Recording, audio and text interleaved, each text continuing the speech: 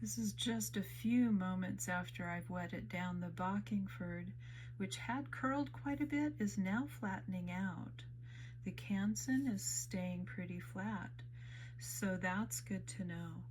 As much as that Bockingford curled up to begin with, I thought I wouldn't probably like it, but now it's actually looking a little flatter than the Canson. So I went back over the outline of the aspen leaves with one of these Sharpie fine points.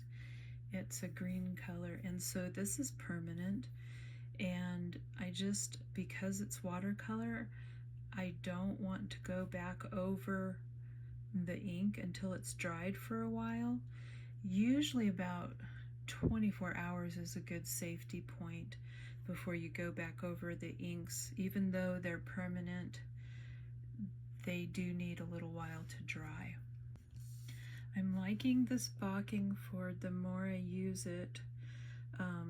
Even though I've added a lot of paint, a lot of more moisture, it has not buckled much, especially compared to how much it was to begin with. It really buckled a lot to start with, and then it flattened itself out.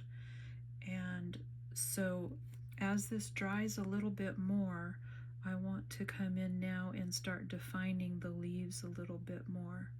But if I do it right now, it could potentially bleed into these still damp areas.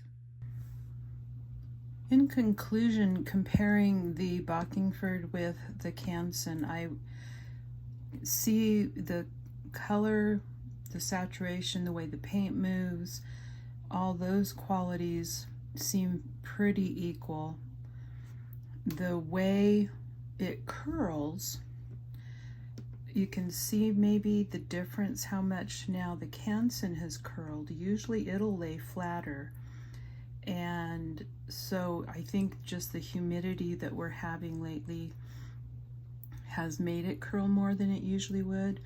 I would say at this point the Bockingford's going to be my choice for the next few things I do. Overall, I really like how flat it is, and so I'll be using more of that. Have you tried it? What do you think of it?